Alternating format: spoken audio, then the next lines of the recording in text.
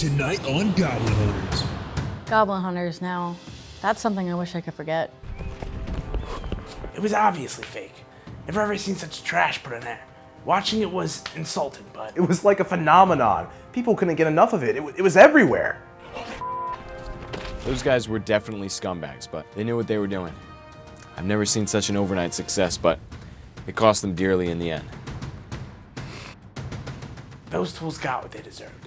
Never have I seen a show so appalling. Disturbing, upsetting. Quality, exciting, brilliant. I'd say the story of Jeff and Eddie is essentially the modern day Icarus. Say what you want about Goblin Hunters, but dude, that last episode shook me to my core. Kenny, behind you! Goblin Hunters.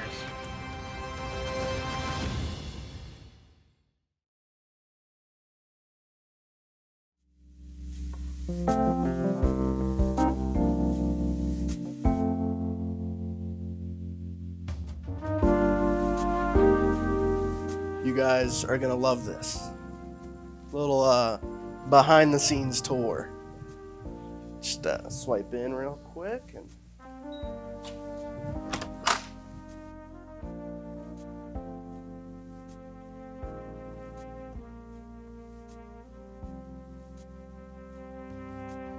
well, when Eddie and Jeff came to us, they had no experience, no audience, they had no idea what was going on. The equipment was terrible, so naturally we gave them a shot. Hi, I'm Eddie Kingler. And I'm Jeff Buttski. And welcome to Goblin Hunters. We told them to make a pilot and we'd pick up Goblin Hunters if we liked it. We were expecting it to be terrible. They'd show it to us, we'd laugh them out the building, and that'd be that. But somehow, it was one of the best pilots I've ever seen. No one could fathom how they pulled it off. The pilot looked awful, but we thought we could give them the right equipment and we could make Goblin Hunters successful. They already had the seeds of success there. Eddie and Jeff, they had perfect chemistry. We just thought if we could give them better equipment, it could make it look a lot better. Goblin Hunters has never been done before, but we thought if we could just nudge them in the right direction, we could really do it. I actually knew Jeff growing up when I was in high school, so when Mr. Goobowski handed me this project, I was pretty excited. We sent the boys off with our best equipment, our best crew, and they were on their way. Those two went way over the deadline to get their first episode done. I was on the brink of canceling, but there was just something about them I couldn't say no to. Chet also had a lot of faith in the project. I wonder if he has any regrets. Once we started editing, I knew we had a hit on our hands, but I did not think that it was going to get as big as it did. It was an instant overnight success. 5 million viewers in the first episode alone. People were talking about it online. It was just nuts. And this was just the beginning. Season 1 finished airing around June 2009, and you couldn't get away from Goblin Hunters. Everyone was talking about it. It was on the news, forums were popping up online, talk shows went to interviews. People were even making videos about it on YouTube. Guys, wow, that was amazing. Oh my gosh, I really thought the show peaked in episode 5 when they caught the Red Rock Goblin. Oh my gosh, everyone, that was incredible. I mean, I really thought it was scary. I was thrilled when Goblin Hunters first came out. It was everything I wanted on TV. It was raw, scary, intellectual, and fun. Goblin Hunters was my passion. I essentially built my entire platform around the show when it first started, reviewing a new episode every week. I started my channel in 2009, and it got millions of views on each video, especially during season 1. The first season of Goblin Hunters was monumental for the network, and it showed the audience that this network would do things that other networks were afraid to do. It was just the beginning, and it got us our first Emmys. Oh yeah, the Emmys. That was a night to remember. Seeing those two nobodies mixing and mingling with the elites of Hollywood was very embarrassing, but kind of cute. Things used to be a lot simpler back then. Goblin Hunters had some pretty stiff competition, like the Cleveland Show, season 2 of Chuck, and who could forget 2.5 Men. But somehow, they pulled it off. They swept every single category, even ones they weren't even nominated for. Guys, oh my god, it's an honor to be up here right now. This is just truly mind-blowing. I'd like to thank the network, C-PPZ, all of our lovely fans, especially those on the Goblin Hunters forum, and of course my co-host, Mr. Jeff Buttski. It's truly an honor and a pleasure to be up here. Thank you so much for this award, and let Goblin Hunters rule on for thousands of years. Yeah! But after that night, something changed for the worst. Oh my gosh. It's Eddie Kingler from Goblin Hunters. It's Eddie King. Dude, oh my stop, goodness. stop Hi. right there. Hi. No. Can I have a picture? Can I have a picture? Dude, I don't do that stuff. No. Why? I really love your work, and I really. Stop right there, Okay. buddy, all right? Okay. First off, it's Mr. Kingler to you. I don't do this stuff. All right? Now piss off and leave me the alone. Get the camera out of my face.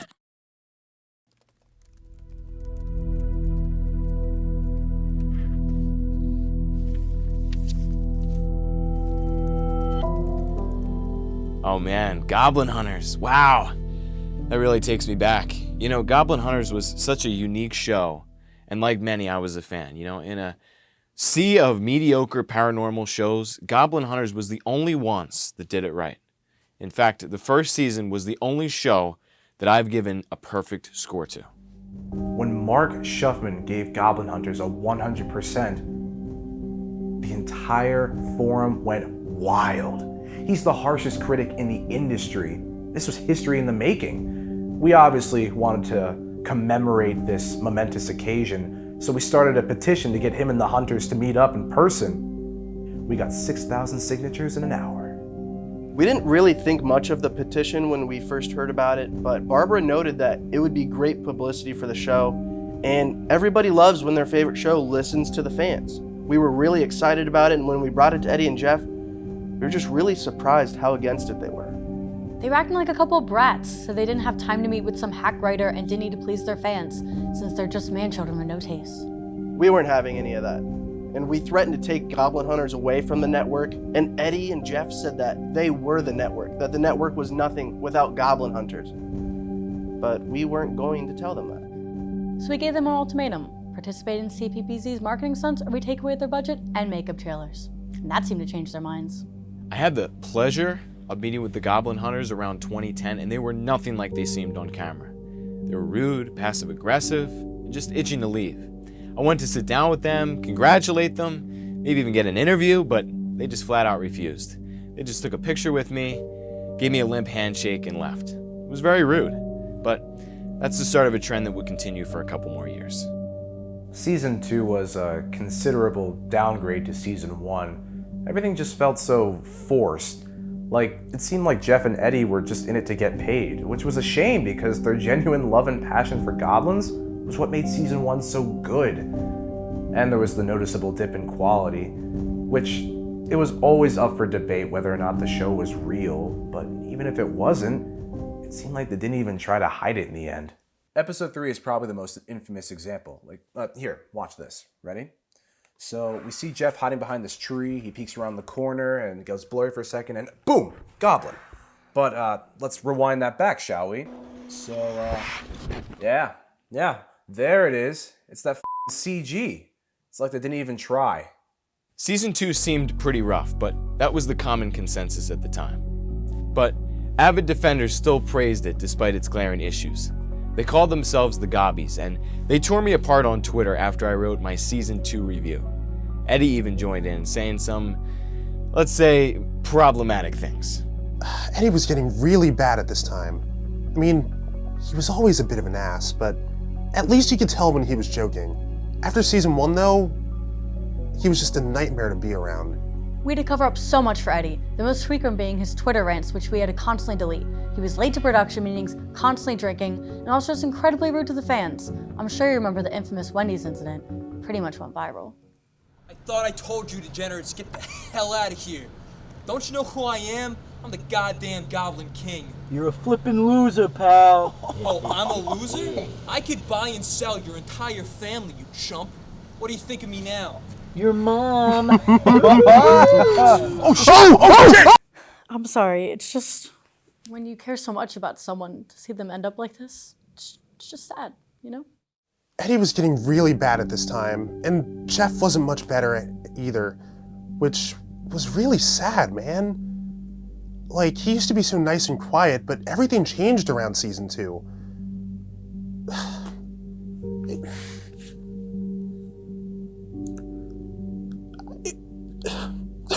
I need a minute. Seeing Jeff turn out that way was just terrible. He even stopped getting along with Eddie, and when the cameras were off, they would just avoid each other. And it was just brutal to see that friendship fall apart, because that was what really made the show, is their camaraderie and their friendship. Then there was also Jeff's infamous appearance on the Fringo Brothers podcast, which just further drove the wedge between them. So, Mr. Buttski, can you tell us what it's like working with Eddie? I know things have been a little weird with him recently, but how is he behind the scenes? You want to know about Eddie? I'll tell you about Eddie. He's a fucking pussy. Whoa, Mr. Buttski, easy. That motherfucker is the laziest piece of shit I've ever met. Everything he's ever worked for has just been handed to him. Jesus, dude, whoa. Goblin Hunters would fucking fall apart if I wasn't there. Does that answer your question, Fringo? Eddie's a fucking pussy. A little bit. God. Goblin Hunters cost me a friend, in more ways than one. Well, I guess it's time we talk about the last episode. The last episode. Oh man, the last episode. So, season 2 ended, and Goblin Hunters was controversial, to say the least. But we still gave them another season.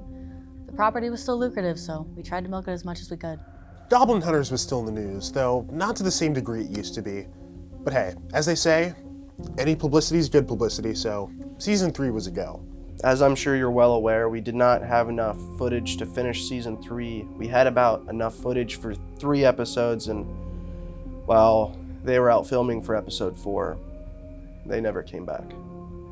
We had to put the show on hiatus for a bit while we figured out what happened. We started by calling anyone we could think of, their families, people that lived in the area. We even reached out to the forums, but no one knew anything. I didn't think much of it when Goblin Hunters went on hiatus, but when C-PPZ reached out to us directly, I knew something was up.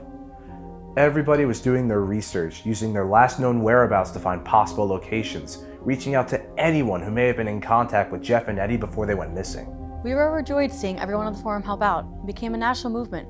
We called it Hunt for the Hunters. Even though it was an awful situation, it was really nice seeing the community come together to help. But even they couldn't find anything. We eventually got a search party to try and find them, but nothing.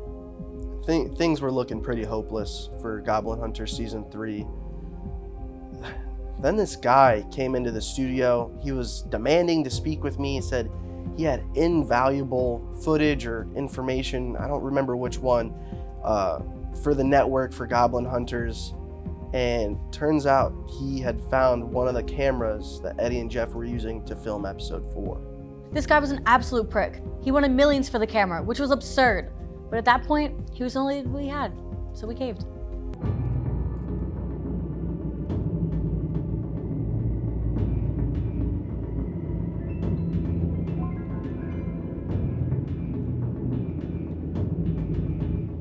I hated Goblin Hunters ever since it came out.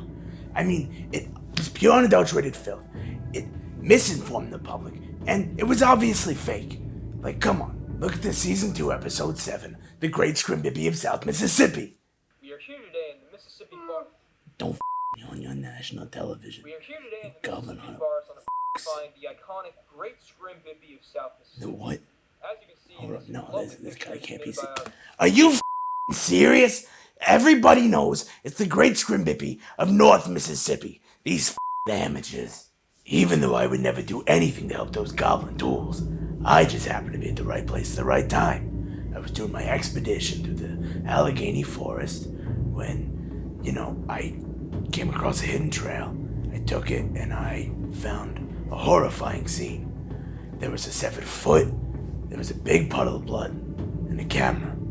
So I called the cops and I took the camera and looked at the footage, and let's just say the hunters flew a little too close to the sun. When we looked at the footage, we were horrified. Eddie and Jeff found themselves somewhere they didn't belong, and it cost them dearly. It was a really, really tough decision. The footage was far too graphic to show. But the fans had a right to know what happened to Eddie and Jeff, so we got to editing. Editing that footage was one of the hardest things I've ever had to do in my life. There were some times when I would just have to walk away and vomit because I was so disgusted.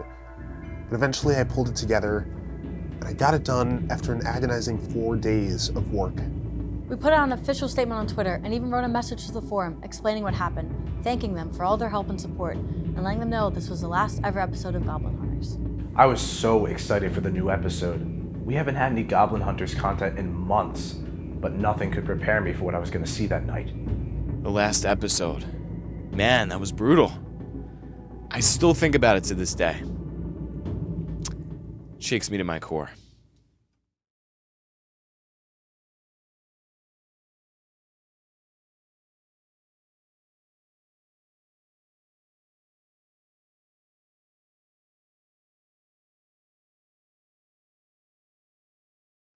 Such a fucking pussy. If you would just stick to the script, we could get out of here. Fuck you, dude. I'm trying to make the show good. Now get off my back, you fucking dickhead.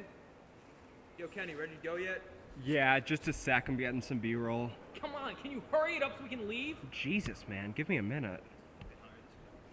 Did you like such a fucking loser? You know that? Fuck you, asshole. I'm not wasting everyone's time. Yo, now put just out get the ready for the cigarettes. camera. Come on.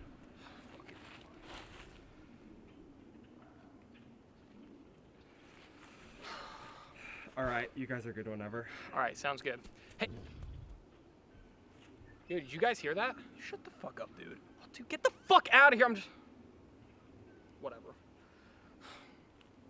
Hey, everyone. Today we're in the Allegheny Forest. We're trying to catch the iconic Kongulon goblin. This goblin's actually Oh, come on. You had to have heard that. No, I definitely heard it this time. Yo, Kenny, grab the camera. Try looking in those trees see if you see anything.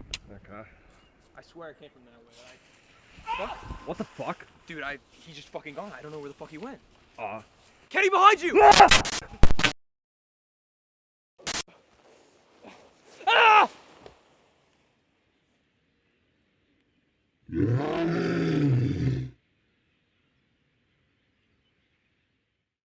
Like many before them, Goblin Hunters still serves as a cautionary tale.